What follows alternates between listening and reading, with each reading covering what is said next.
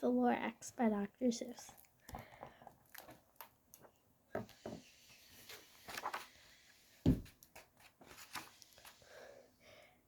At the far end of town where the grickle grass grows, and the wind smells slow, and sour when it blows, and no birds ever sing excepting old crows, is the street of the lifted Lorax.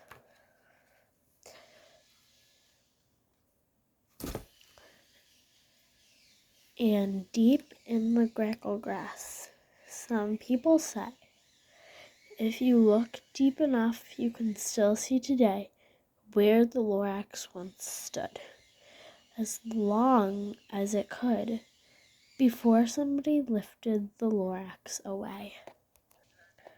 What was the Lorax, and why was it there? And why was it lifted and taken somewhere? From the far end of town where the grickle grass grows, the once old onceler still lives here. Ask him, he knows. You won't see the onceler, don't knock at his door. He stays lurking on top of the door. He lurks in his lurkum cold under the roof, where he makes his own clothes out of muffled muff. And on a special dank midnights in August, he peeks out of the shutters, and sometimes he speaks and tells how the Lorax was lifted away. He'll tell you, perhaps, if you're willing to pay.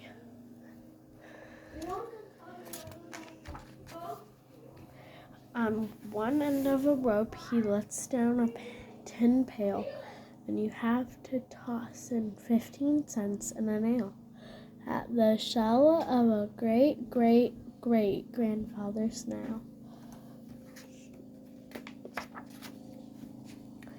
Then he pulls up the pail, makes a most careful count to see if you paid him the proper amount. Then he hides what you paid him away in his snub, his secret strange hole, and his grubbiest glove. Then he grunts, I will call you by whisper my phone, for the secrets I tell you are for your ears alone. Slop!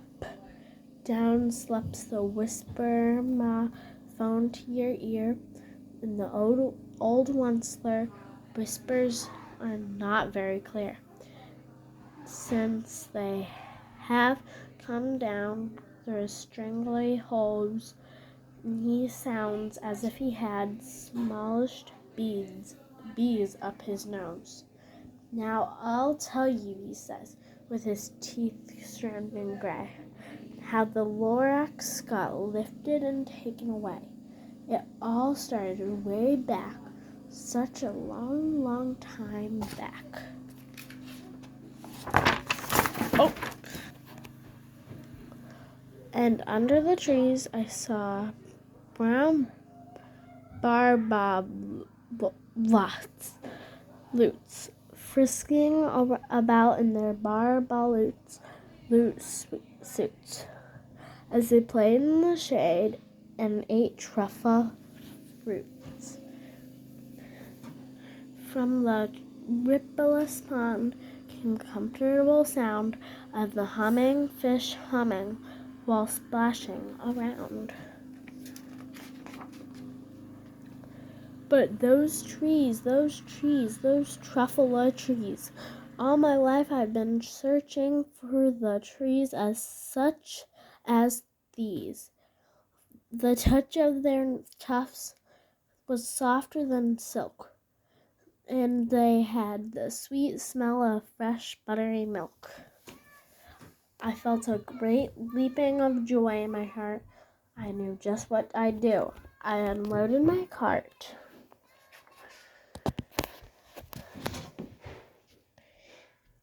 No time at all, I had built a small shop. Then I chopped down a truffle tree with one chop. With great skillful skills and with great speedy speed, I took the soft truff, and I kneaded a sneed. The instant I'd finished, I'd heard a gazump. I looked. I saw something pop out of the stump of the tree I'd chopped down. It was sort of a man. Describe him? That's hard. I don't know if I can. He was shortish and oldish and brownish and mozzy. He spoke with a voice that was sharpish and bossy.